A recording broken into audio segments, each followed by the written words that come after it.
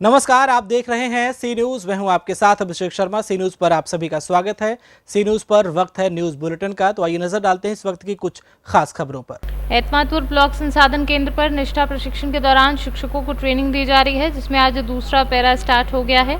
दूसरे बैच में 150 शिक्षक और शिक्षिकाओं द्वारा प्रतिभाग किया जा रहा है। प्रशिक्षण के लिए विभाग द्वारा 4 KRP नियुक्त किए गए हैं, जिनके द्वारा शिक्षकों को विभिन्न क्रियाकलापों व सरल शैक्षिक विधियों द्वारा शिक्षण कार्य करने के लिए प्रशिक्षण दिया जा रहा है। सुबह हम लोग ट्रेनिंग पर आए, यहाँ पर माहौल बहुत ही अच्छा था। कमरे वेल डेकोरेटेड थे यहाँ पर, और प्रेयर हुई, उसके बाद में राष्ट्रगान वगैरह हुआ, और उसके बाद हमारी ट्रेनिंग बिल्कुल। किस चीज़ की ट्रेनिंग चल रही है? निष्ठा की ट्रेनिंग चल रही है, निष्ठा का प्रशिक्षण है, और इसमें हमें काफ़ी अच्छा बताया जा रहा है। प्रोजेक्टर वगैरह लगाकर सुबह नाश्ता भी काफ़ी अच्छा था, उसके बाद में लंच भी काफ़ी अच्छा हुआ, और उसके बाद में ट्रेनिंग काफ़ी अच्छे से चल रही है, बिल्कुल सुचारू रूप से चल रही है। यहाँ पर कोई भी व्यवस्था नहीं है, और कमरे भी अच्छे से हैं, और प्रोजेक्टर वगैरह सारे लगे हुए हैं। ट्रेनिंग देने वाले भी काफ़ी अच्छे से हमें बता रहे हैं। आगरा से सीनू संवाददाता विष्णु बघेल की रिपोर्ट।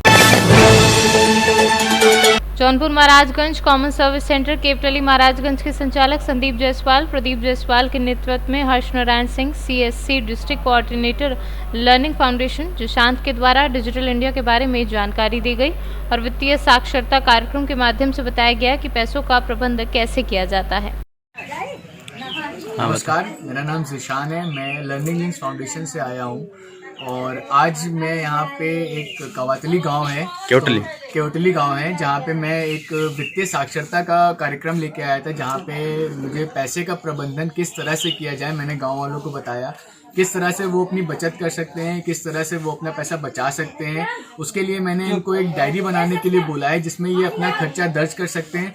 उस खर्चा दर्ज करने से ही सिर्फ बचत नहीं होती, उस खर्चे को हमें देखना पड़ेगा कि हम कहाँ पे कैसा खर्च कर करें। ठीक है, अगर हम अपना खर्चा जान लेंगे कि ऐसा करना है, तो हम उसी तरह से उसको बचत भी कर सकते हैं। प्लस मैंने यहाँ पे इनको बैंक के बारे में भी बताया कि बैंक में कैसे खाता खुलता है, बैंक में किस तरह के काम होते हैं, बैंक में आप अपने अगर मोबाइल बैंकिंग के बारे में भी बताया कि किस तरह से मोबाइल बैंकिंग का ये लोग इस्तेमाल कर सकते हैं, क्योंकि ये लोग बता रहे हैं कि वहाँ पे बैंक में भीड़ बहुत ज़्यादा रहती है। तो उसी तरह से मैंने इनको बैंक के बारे में बताया, प्लस इनको बीमे के बारे में बताया कि क्या क्या बीमा होता है, किस तरह का बीमा हो सकता है। तो अगर आप बीमा है तो उस तरह का आपको लाभ भी लेना चाहिए। प्लस मैंने इनको सरकारी योजनाओं के बारे में बताया कि प्रधानमंत्री जनधन योजना क्या होती है, सुकन्या समृद्धि योजना क्या होती है। तो अगर और इन लोग से मैंने एक रिक्वेस्ट ये की है कि आप लोग बैंक ज़रूर जाया करें, क्योंकि अगर आप बैंक नहीं जाओगे तो आपको इन सब योजनाओं का लाभ कभी नहीं मिल पाएगा। लाभ के जब आपको पता ही नहीं चल पाएगा कि क्या क्या योजनाएं चल रही हैं, तो आपको इनका लाभ भी नहीं मिल पाएगा। तो मैंने सबसे यही एक निवेदन किया है कि एक डायरी जरूर बना लें, जिसमें अपना खर्चा नोट कर सके, और बैंक जाइए ताकि आपको सरकारी योजनाओं का लाभ मिल सके। और कितने जगह आप कैंप लगाए हैं अपना? आज यहाँ पे था, अभी केवटली गाँव में, उसके बाद एक भोगीपुर में। जौनपुर से सीनू संवाददाता दिलशाद अहमद की रिपोर्ट। मारुति सुजुकी एरिना के अधिकृत बसेरा वेलोसिटी कार्स के शोरूम पर आज कंपनी की न्यू विटारा ब्रेजा BS6 की लॉन्चिंग की गई। कार्यक्रम के मुख्य अतिथि नगर क्षेत्राधिकारी संग्राम सिंह, चेयरमैन वीरेंद्र राय, निदेशक विशाल राय व विकास रहे। आज विटारा ब्रेजा की लॉन्चिंग हुई है नए पेट्रोल वर्जन में, जिसका BS6 इंजन है। जो पहले ब्रेजा आती थी वो 1.3 लीटर इंजन में आती थी, अब 1.6 में आती है। इसका पावर भी बढ़ गया है, डायनेमिक भी हो गई है, स्टाइलिश भी हो गई है गाड़ी। और उसकी रेंज कितनी है? इसकी लगभग 11.5 लाख रुपए का जो उसका टॉप मॉडल आता है, रेंज इसकी स्टार्ट हो जाती है 10 लाख। झांसी से कैमरा पर्सन प्रभात सानी के साथ दीपक चौहान की रिपोर्ट।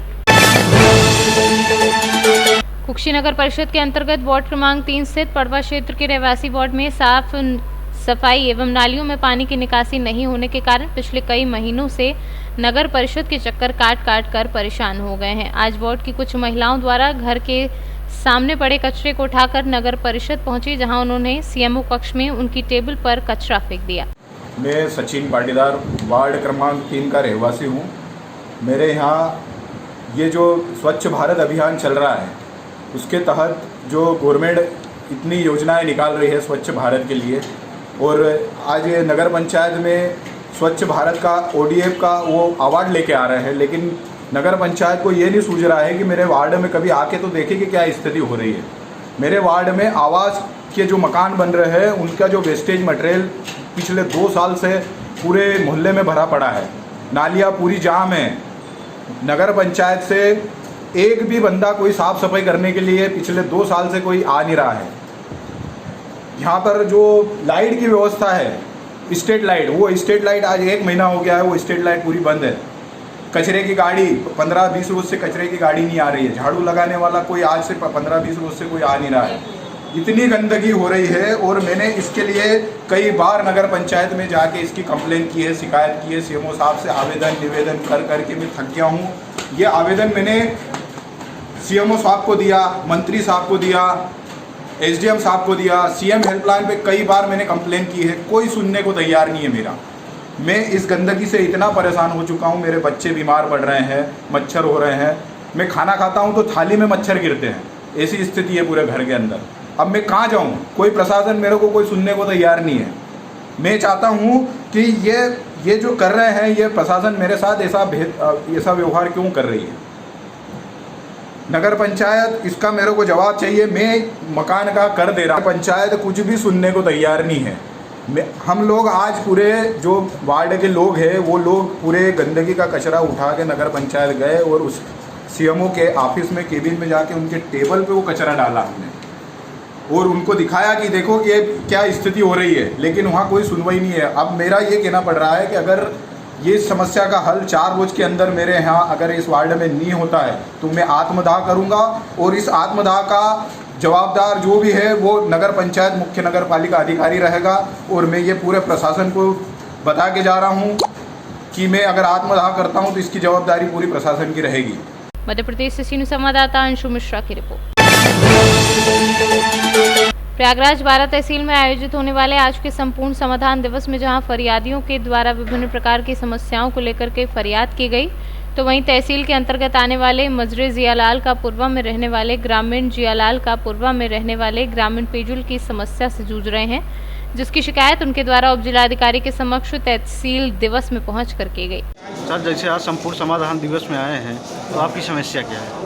हमारे यहाँ पानी की समस्या है। हम लोग तहसील दिवस में कई बार दे चुके हैं। इसकी अधिकारी इसकी बार बार उपेक्षा कर रहे हैं और 1 साल वर्ष पहले लगा हुआ सप्लाई पाइप आज बार बार फट जाता है और पानी मजरा तक नहीं आ पाता है।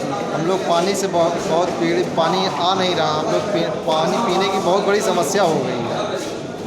सर, आपका शुभ नाम? मनोज विश्वकर्मा। गांव कौन सा है? ग्राम जियारंगपुरा।